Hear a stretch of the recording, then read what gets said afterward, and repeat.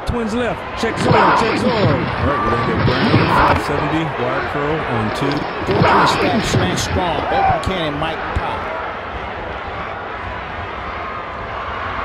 Hello and welcome to In the Huddle. I'm your host, JT Thomas, broadcasting live from Saberton Station. We're here every Wednesday from 6 to 7. If you don't catch us here, make sure you check us out at thedpost.com. Again, that's at thedpost.com. Joining me, former Mountaineer, 1987 to 1991, Alex Shook. My good friend, Avery Big Tone Richardson, 1991 to 1992. And gentlemen, let's prepare to break the huddle. Let's do it. We're back at it again. Absolutely. I mean, the good side of this is the fourth week that we've won a game. Back to back, feel real streak. good. We're on a streak. We're on a Let's streak. keep it going. Let's keep it against going. Iowa State. I know last week when we were here, we talked about the up and coming team and the fact that their coach was being fired. That we felt like they were going to come in with some sort of chip on their shoulder where they wanted to save their coach's job. Mm-hmm. Well, Alex, that just didn't happen. Knocked it right off their shoulder. Right.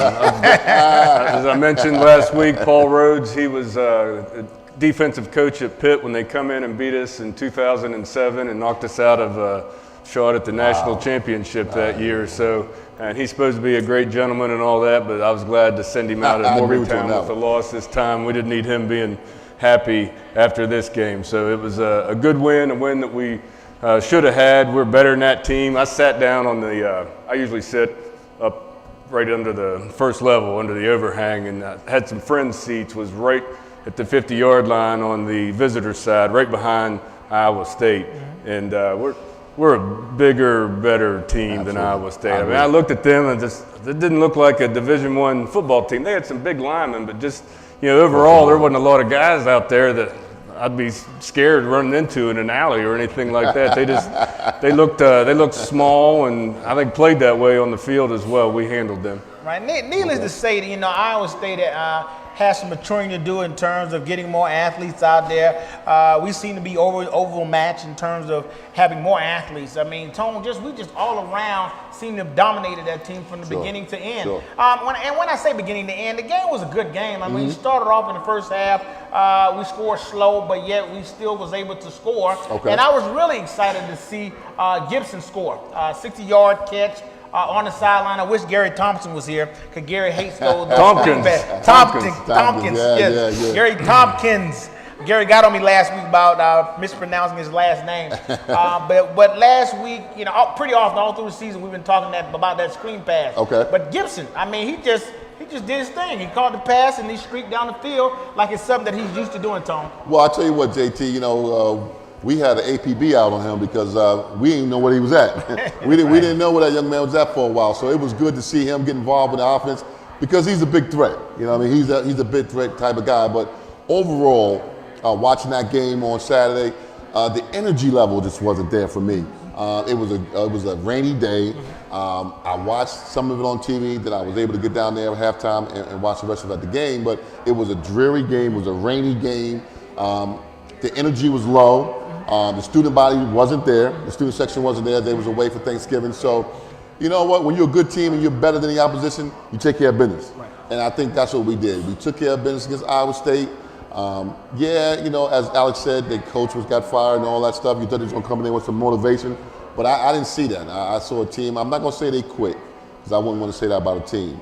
But I just thought we took care of business and we played Mountaineer football. So I was very happy about a 36 win and your defense played as good as they do. I'll take that every time. And that's what I wanted to talk about. Guys, I just thought our defense played exceptionally well. They kept our team in the game all game long. Guys like Chestnut and Worley on the outside played outstanding. I think they both just dominated their man on the outside.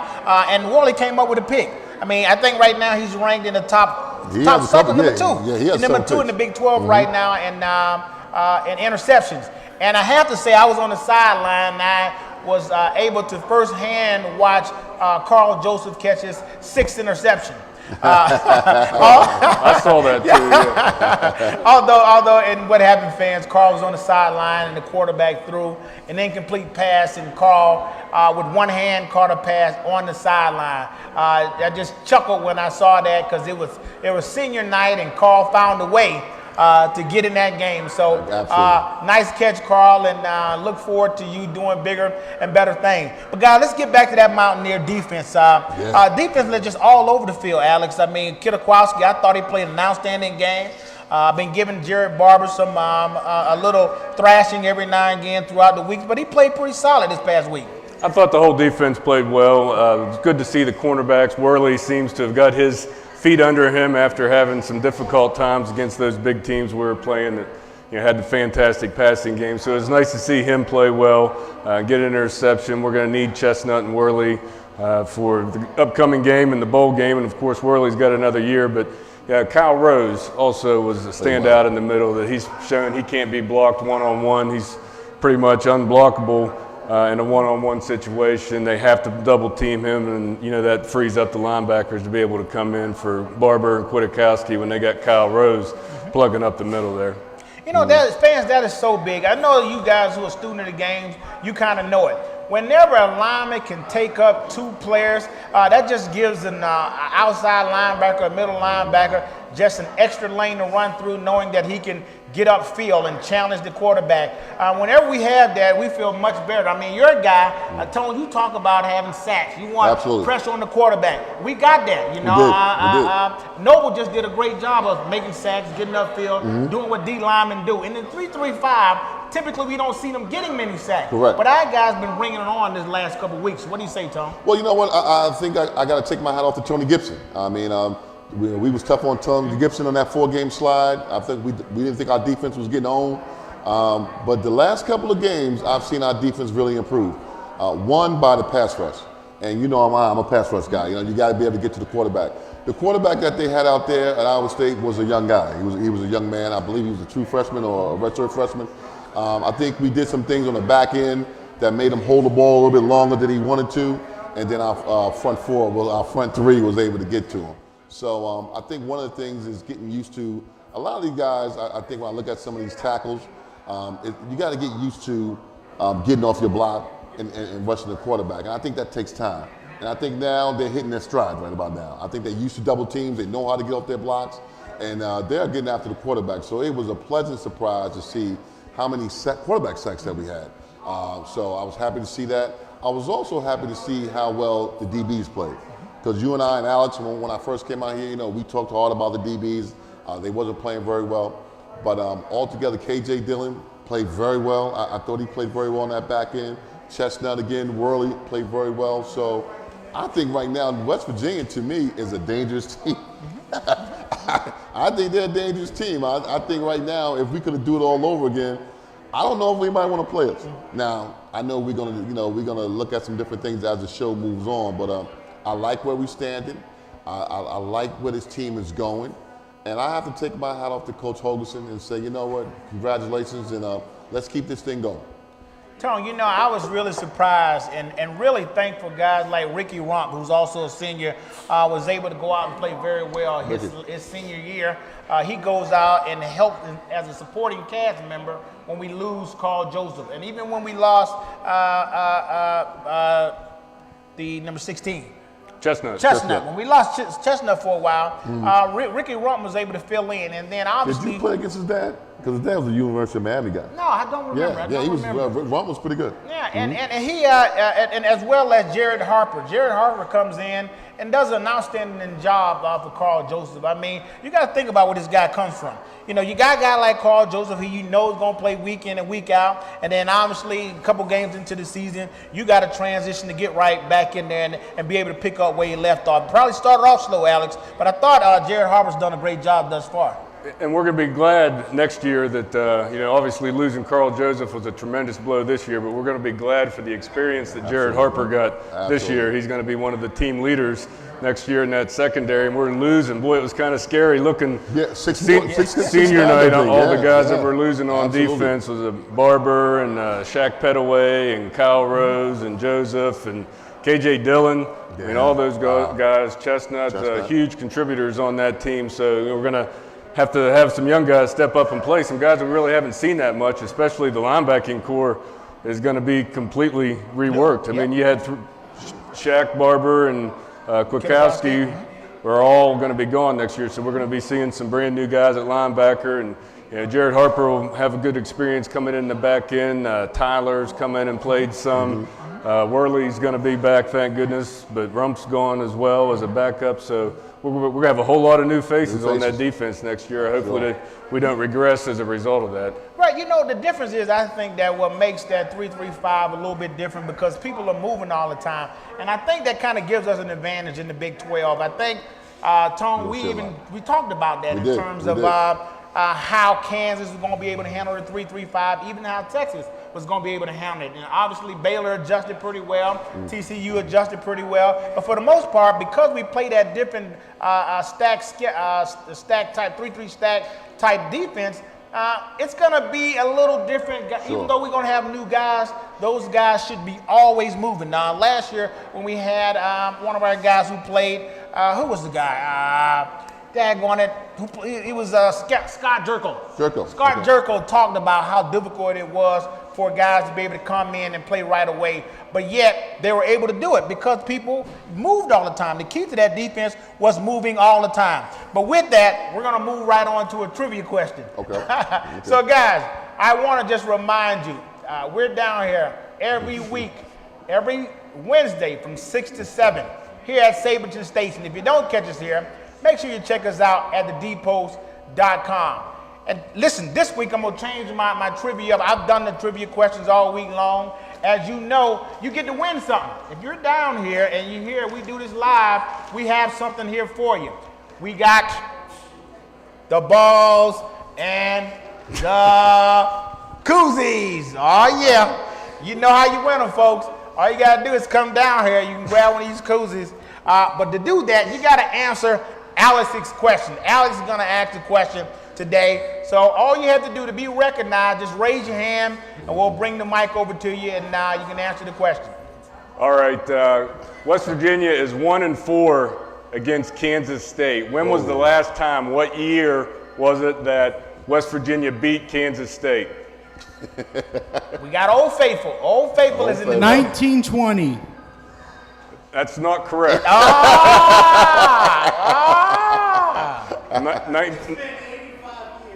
Which would make it 1930. You got to check your math.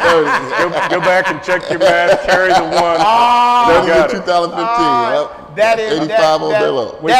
We finally stumped you. We stumped out. Ladies and gentlemen, this is our guy. He's won. He's been here every week, and he's won more than 12 cozies. He's had 2 six-packs. Today, he probably came in a little drunk, and he missed it. I was almost afraid to question him. He's never wrong. He missed it, but no, he does. He's a great guy. He comes down here every week, and he is prepared for our trivia questions. But again, we want to give away something, so we'll let Tone give out a question. Tone, give our audience a question now, a trivia question. Not a problem. Versus Kansas, we had 3 backs that went over 100 yards. Last time we played Kansas. Can anybody name those 3 backs that went over 100 yards? All you have to do is raise your hand. We'll get the mic over to you. I already did the research. Okay. Do we got anybody else? Anybody else? I'll give you one. One of them was Smallwood. Now you gotta come up with 2. Recently. Last game. Last time we played Kansas. Last game. Shell and Skylar Howard. That is correct. Great job. All 3 of those guys went over 100 yards. That was outstanding. See, listen, guys, you're always a winner. All you got to do is come down here and just beat this guy. So, obviously, he's going to add to his collection. He'll get some more cozies. But here's the big task. I mean, he's actually you're 3-1. 3-1 right now. Let's see what you got. There we go. Okay. And he used the, what's the one guy? I'm forgetting my football players.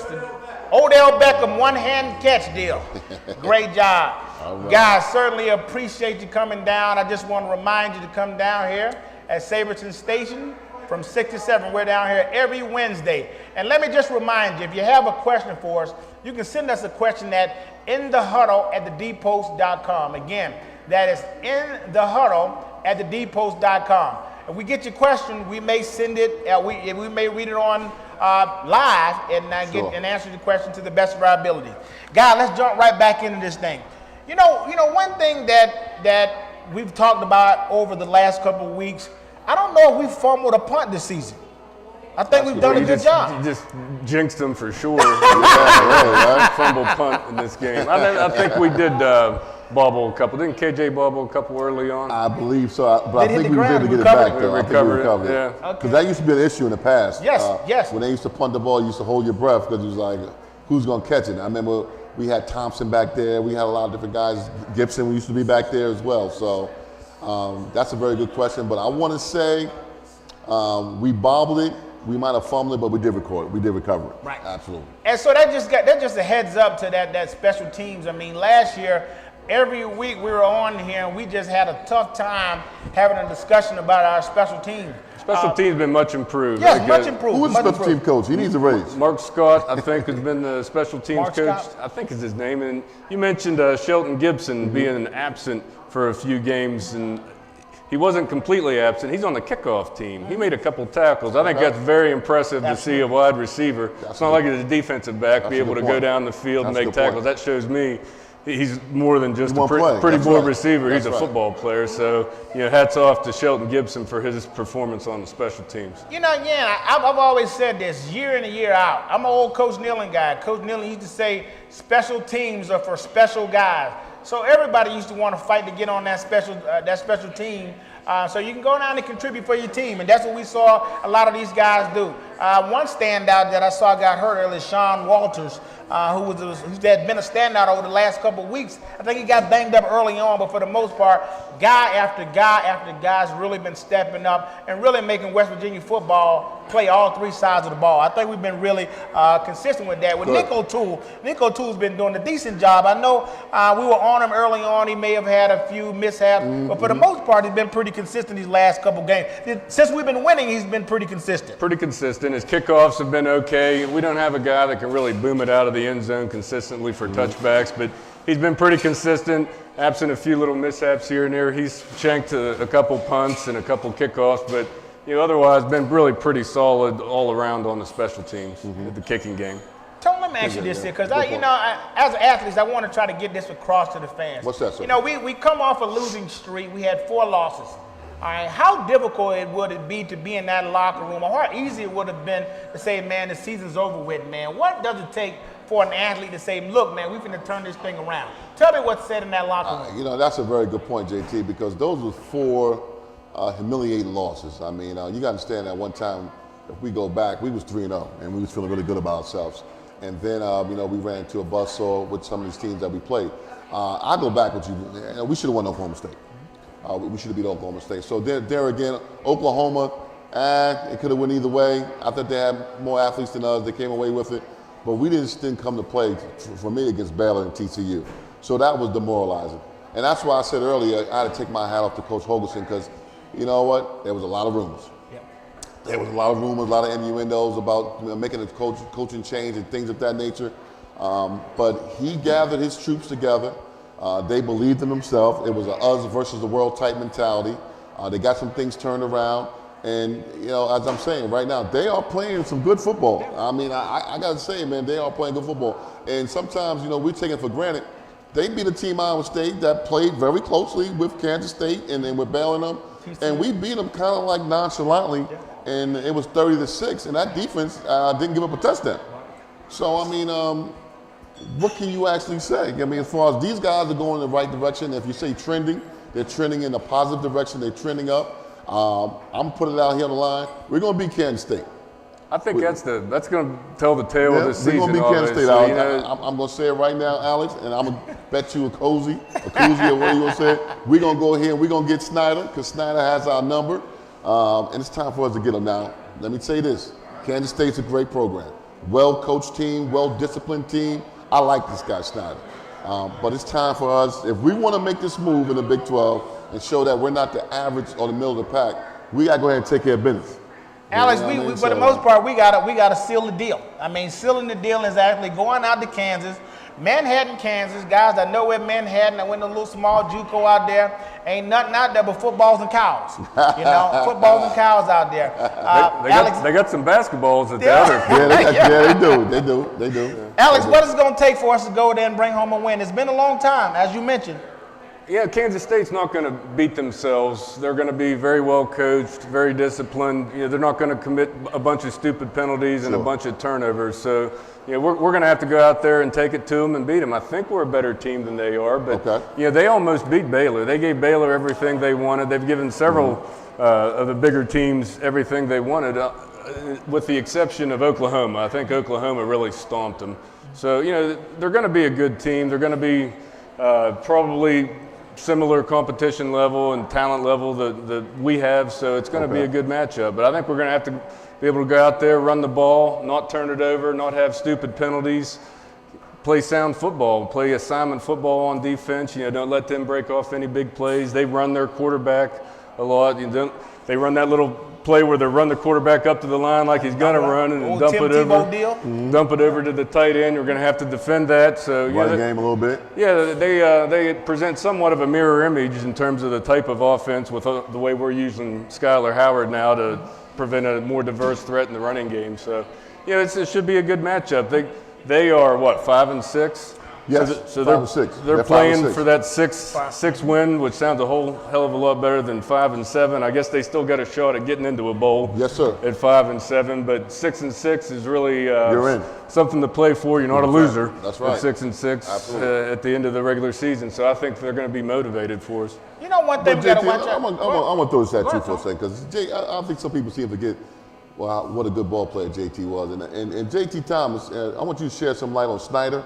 Because you know this man, he recruited you. Yeah, absolutely. So what you said, I mean, you know, I was very close to going to Kansas State, and in fact, I went to JUCO in Southeast Kansas. That's all they talk about is Big 8 football. Back then it was Big 8 football, so I was recruited by Oklahoma State, Kansas State.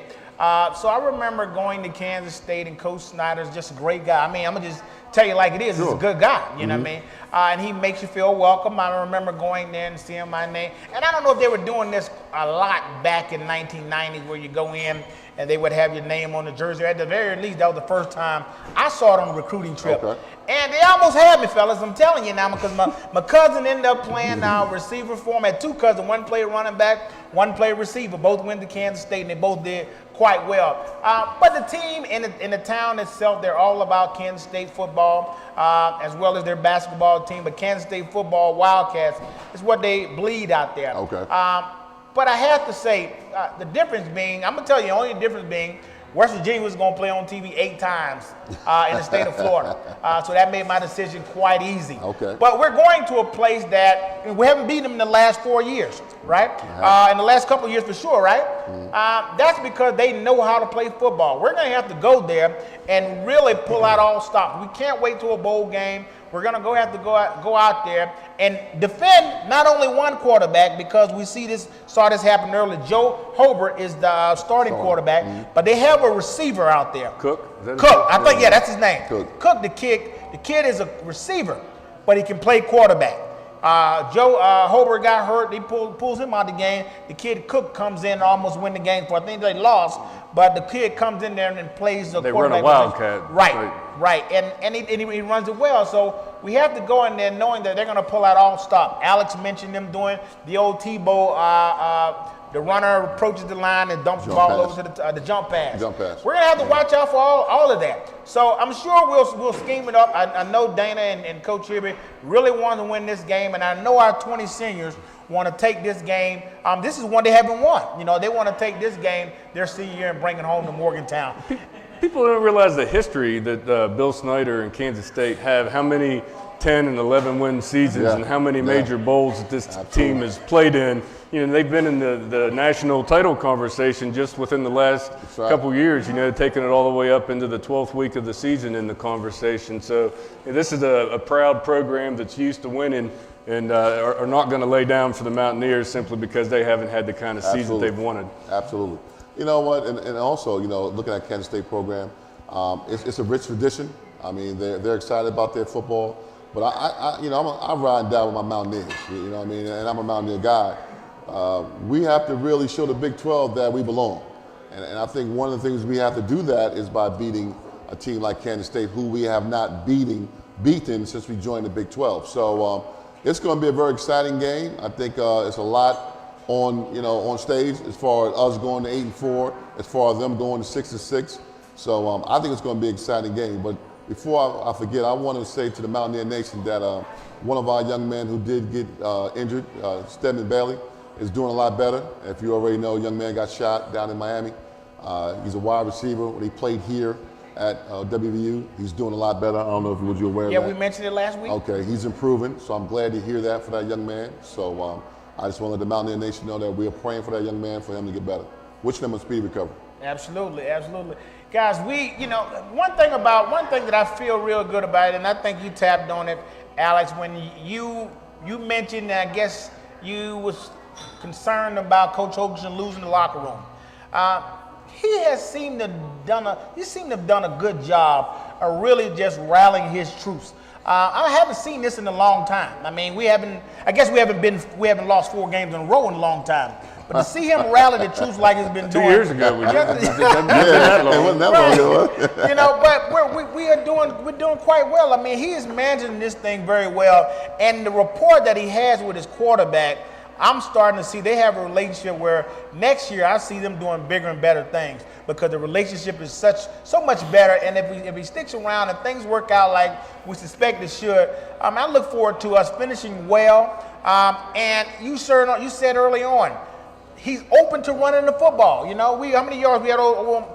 Nearly 400 yards rushing total offense. What you said we passed the ball less than 20 times. We were completed less than 20. It was 12 for 26, and he misfired on a few, and he had a couple balls that were dropped. So that's not all on Skylar Howard, but I think throughout the course of the season, it's been proven that we can't put everything on Skylar Howard's shoulders, that we have to run the ball, and he can throw the deep ball pretty well, but we've got a young wide receiving crew that they're going to get better. They're going to be better next year in the passing game. I'll guarantee that. I agree. But we can't put all that pressure. We're going to have to be able to run the ball against this Kansas State team in order to be able to win this ball game. And that's what scares me a little bit, Alex, because they play the run very well. They do. Again, we're talking about a team that's a very sound, disciplined team. You're not going to fool them. They're going to be home. They're going to read their keys.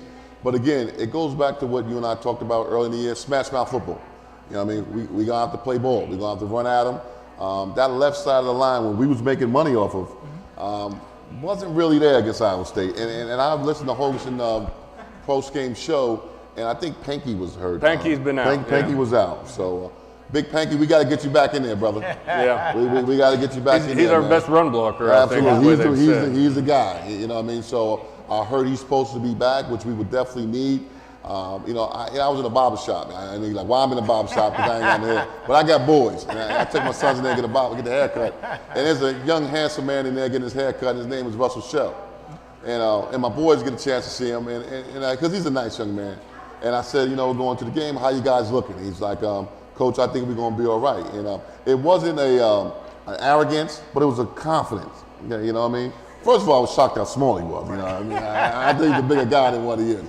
But but the confidence he has, and he got the coolest hair. That's my boy's love. Keep his hair in a nice style.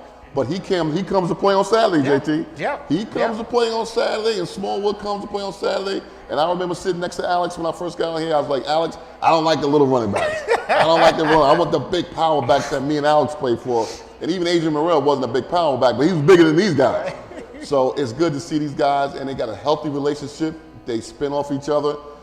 So our running game wasn't there against Iowa State. If we can bring that running game back to down in Kansas State, we'll be all right. All right. We'll be and all right. with that, we will be all right because we're going to go to another trivia question. Okay. I want to remind our guests, we're here every Wednesday from 6 to 7. We're down here at Saberton Station. If we don't catch us here, make sure you go check us out at thedpost.com. That is thedpost.com. You have a question? Guys, I got a question for you. Hopefully you guys have been paying attention. We've been talking about Kansas State a lot. All you have to do is raise your hand. We'll get the mic over to you. All I need to know is, what is the name of the head coach of the Kansas State Wildcats? All you got to do is raise your hand. All you have to do is raise your hand. Oh, you have to pay attention to Kansas State Wildcats. I know we said his name a couple We talked times. about him being such a great coach. Ah, there we go. I knew it was on Bill the Snyder. Who? Bill Snyder. Bill Bill Snyder. Snyder. Bill You are Snyder. I thought he absolutely said Bill right. Snyder. There you go. There you go. I know it's only a matter of time. All right. How old is he? Oh. He's 76 years old. I can't imagine being 76 years old. able to relate to Young kids, 17, yeah. 18, Sure, 19, 19-year-old kids from all different diverse kinds of backgrounds. That's but right. he's been able to do it for, long what, time. 30-some years now, however many, 40-some years. He built that Kansas State program from the scratch, really the ground up, they say, and he's really Literally, because you. one of the legends in this Yeah. game. You know what? The stadium is called Bill Snyder Stadium. Okay. You know? You know, and going back to what Alex said, Bill Snyder Family Stadium, actually. it says something about a man like that who could stay around that long in this game, where it's always changing. For him to be able to deal with these young men, because it's a different game since we all play. It's a me type of game. These guys, they're not going to stay very Let you long. throw the pass. You throw it to them. They're not going to stay very long. These guys. Oh, he dropped. He dropped. He didn't He get He's the killing old. me. He didn't get the Well, old. he's a tight end, so he don't You can't throw blame it. that on the pass at that time. That little wobble. A little wobble to it. Oh, you waiting on me? Oh, okay. But All again, right. it says a lot about Bill Snyder, man, and we'll probably talk about him all day. But you know, another guy that's very good at older coach that coaches young guys is Beamer, and we got to say we played our big rival, West Virginia, Virginia Tech, and he's hanging just out. stepping down. Yeah. So Frankie Beamer, take care of yourself, man. I remember those games. Great coach, gentleman of the game. We're gonna miss you. We're gonna miss guys like that. That's what makes college football. That and rivalries. I don't think we're going Coaches like to see those kind of tenures in the coaching ranks No. anymore, because No. the coaches are making so much money, and the fans and the boosters Expectations are so become great. That's right. impatient that you win 9 games and get canned like Mark Richt. You know, guys. That's crazy. He's won 9, 10 games crazy. every year for the last 10. And he was however there many for he's 15 been years. there. I didn't know he was there for 15 years. And he Yeah. went 9-3 and they let him go. 9-3 gets you fired, and 5-7 you can still get into a bowl game. So times have changed. Yeah, wow. Times have changed. Wow. Hey guys, certainly just want to remind everybody, I'd be remiss if I didn't say this to you. I should talk about you having the opportunity to win money every week. Every week, all you have to do is go to thedpost.com, and there's a little button that says In the Huddle. Click on that, and there's a little banner that says Win $100 Visa gift card Okay. by submitting a comment on our YouTube channel. Guys, we've been giving away this $100 gift card every week. All you got to do is go make a comment, talk about it, share it with your friends, because we're going to be here every week on Wednesday. Are we eligible? Can I make a comment? There we go. I asked him that Somebody last answered time. Yankees Yeah, last I asked time. him that last time. Hey, they said we're getting paid too much. hey guys, listen, it's just an outstanding opportunity. We have fun chopping up as former players, giving it to you from our perspective. Again, we're talking about it. We have no reservations. We have no restraints. Alex comes down here and gives it to you week in and week out. Oftentimes I talk about the linebackers because I want to see linebackers go in and play physical football.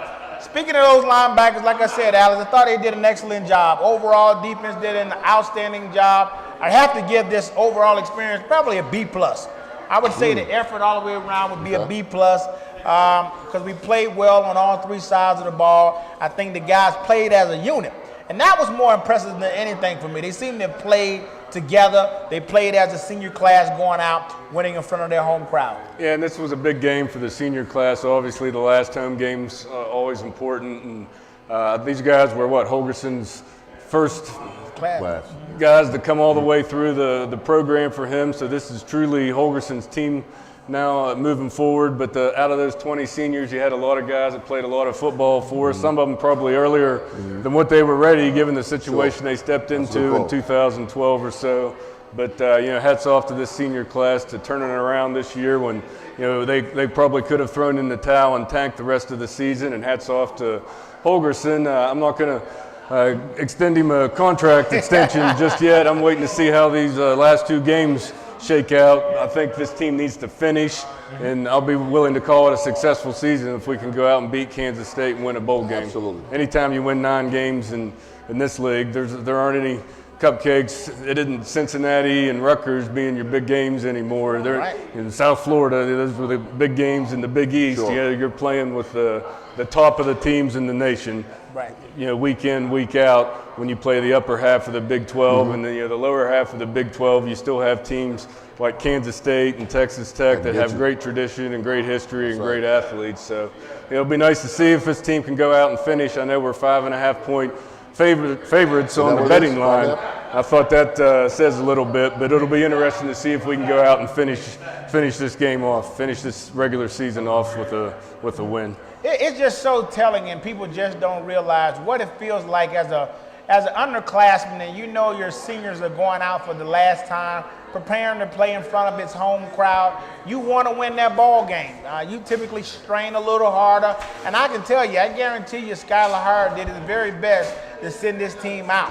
As I mentioned early on, I knew that Iowa State would come in here and fight tooth and nail to try to send their coach out on the right track. But our guys wanted it just a little bit more. We did it in front of 42,000 here at Mountaineer, Mile and Pushkar Stadium. So it wasn't about who was in the stands. It was about the 11 to 22, 25 players on the field who were out there battling for each other. It was a great thing to watch. I had the great opportunity to be on the sideline and to watch the guys and their camaraderie.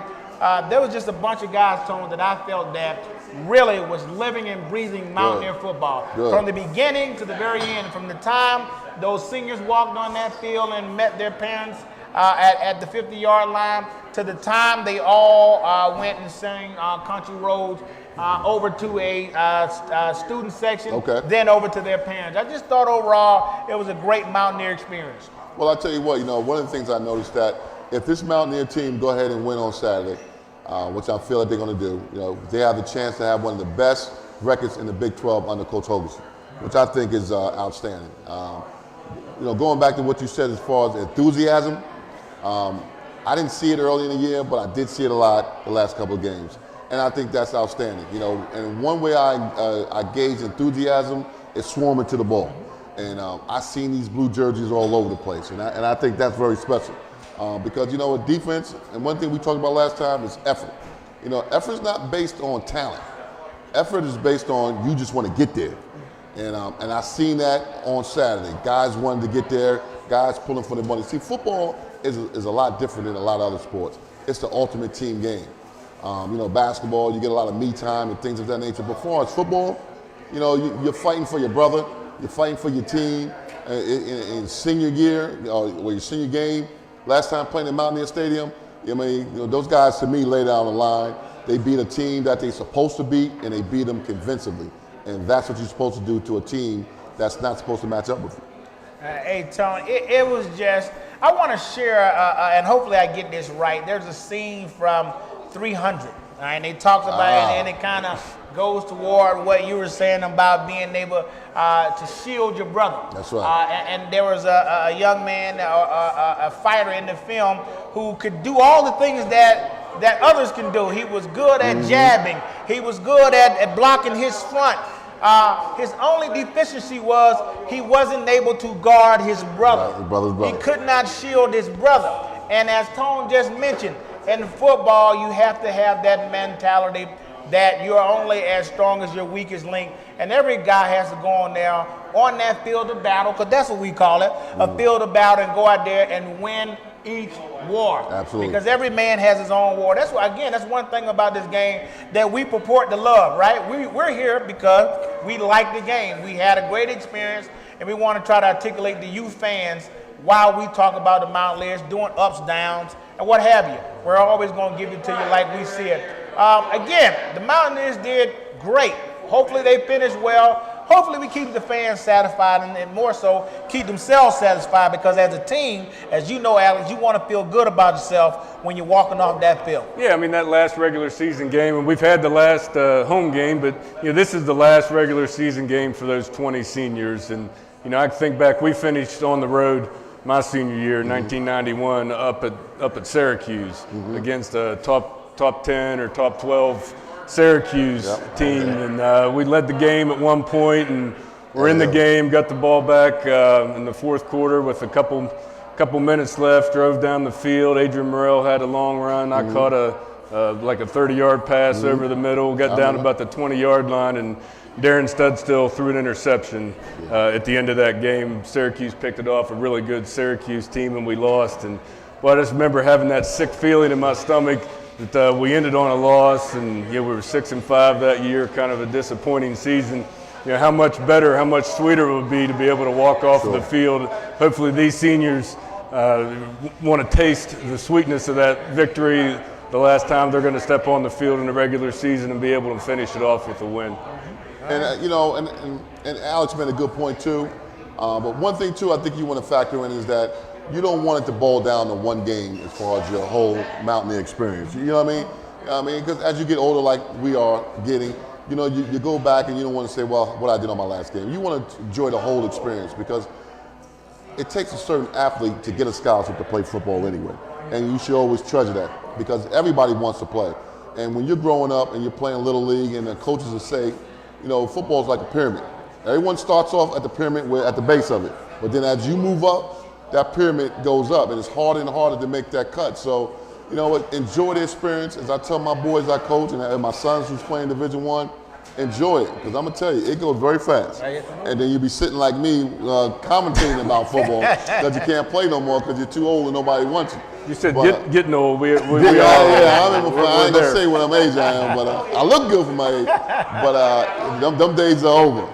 But as Alex was saying, yeah, the experience playing in Mountaineer Mountaineer football is unbelievable. And I'm happy for these boys. I'm glad they turned their season around. I'm rooting for them every Saturday. Now, I might get on them. There's no question. Just like I get on my sons. But they know I care about them. They know I love them. And good luck on Saturday. Let's bring this thing home. Guys, it is that time. Let me just state this quickly. We're here because we want to ask your questions.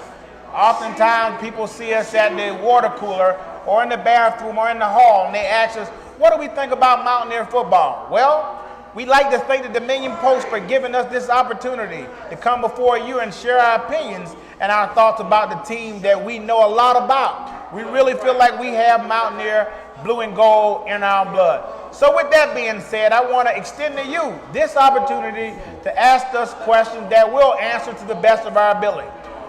To get, so we can get you the, just raise your hand and we will get you the mic and we'll answer your question to the best of our ability. Any questions? Any questions? All righty. I'm glad you got that one. Do you think that this offensive performance was better with us being balanced? Balance.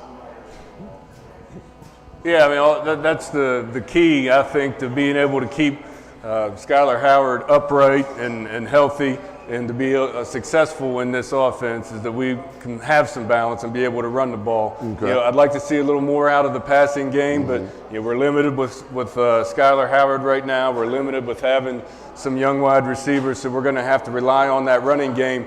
But we're going to have to be able to do enough in the passing game in order to, they can't put, you know, Kansas State will put 9 people in the box if we can't throw the ball a little bit. So, yeah, this past several games we've been heavy, dominant on the running game, but I think we're going to have to be able to pass the ball a little bit. We're going to have to complete more than 12 passes in order to beat Kansas State.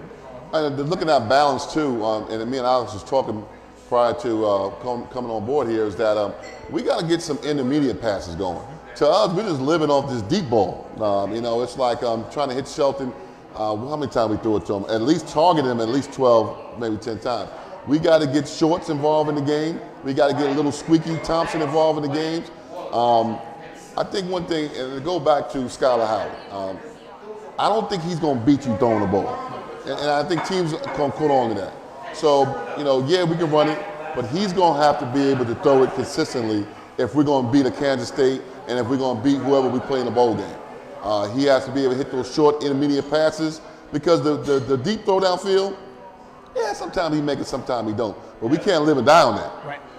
So I'm looking forward to see this game here because if I'm Bill Snyder, I got a funny feeling what he's going to do. He's going to say, you know what? They're not going to beat me running the ball. Right. We're going to load the box up, and we're going to take away that deep ball. Make him throw the ball, intermediate passes, to see if he can beat us. It could be ugly conditions out there too. I didn't check the weather report Yeah, yet, what but you got out there? Kansas, it's windy and What is it like? You Cold, out there, it it's could be cold out it could be there, right? snow, it could be all sorts of things out there in Kansas. But sir, I just want to say that was a great question because that's what it really comes down to, right? You got to have balance. Early on, we talked about early on in the shows, we kept hearing this air raid. Now we're starting to come to reality and utilize what we have, That's right. and that's a run game. But yet with that, you can believe me that teams now know we have two weapons in the run game and that they're going to try to load the box and try to stop our run game.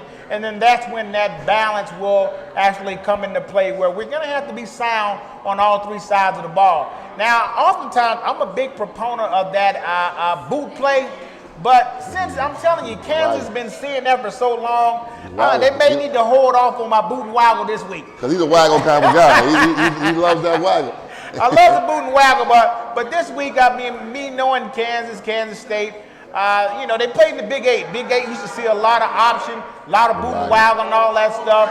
We may need to hold off on that. I want to see Skyler make it through this game without having a lot of bumps and bruises. So, sir, you have an excellent question.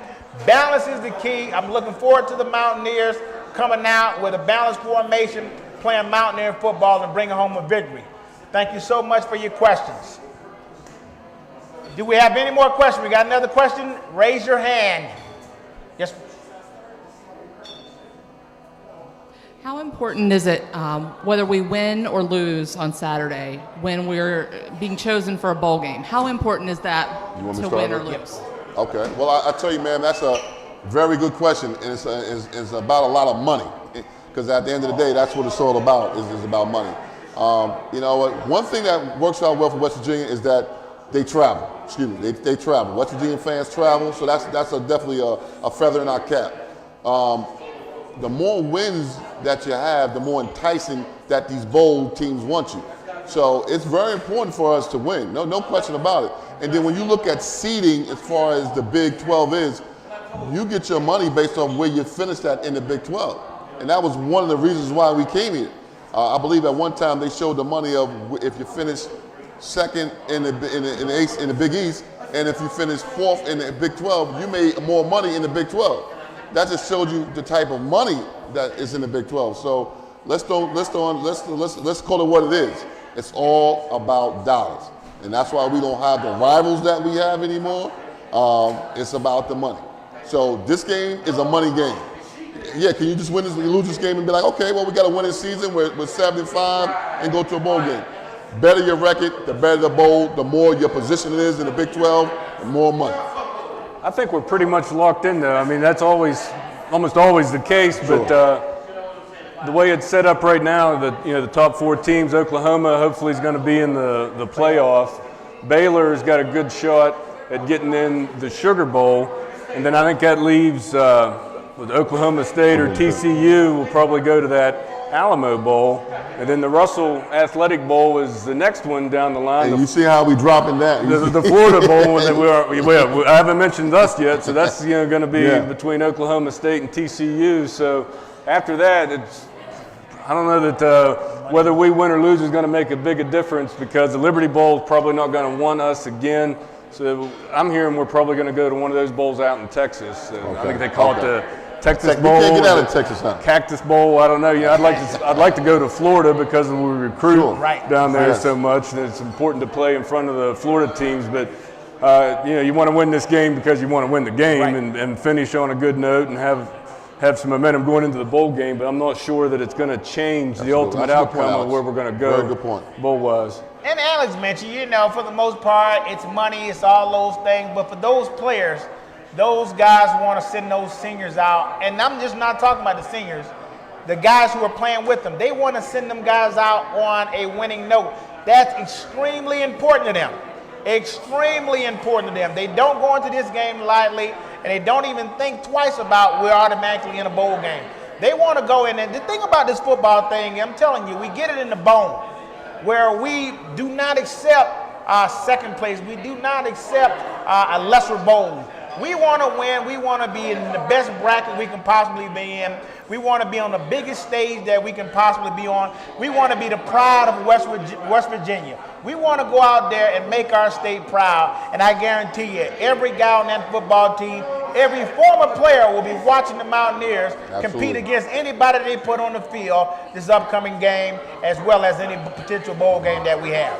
Looks like it's probably going to be a Pac-12 team too. Pac-12. Pac-12. Say maybe like a Cal or Arizona State. Oh, yeah. They mentioned those teams for that Cactus Bowl, I think. So That would it'd be a different matchup, one we haven't had. Different look for us for sure. Different opponent. And also in the state here in West Virginia, this Saturday is the championship series. You know, we got high school football at Wheeling Island, 1 and 2A and 3A football. So high school football guys, good luck. I think the big game is Wheeling versus Capital up at Wheeling Park. So good luck Wheeling Park and Capital, because the quarterback Pratt's supposed to be coming here. Yeah. So don't get hurt in that game, son. Business decision. All right, we got any more questions? Any more questions? All right, with that, we certainly want to thank you all for coming out. I want to certainly thank my guests, and I want to say to you all, until next time, huddle up. Thank you. All right. Good job, guys.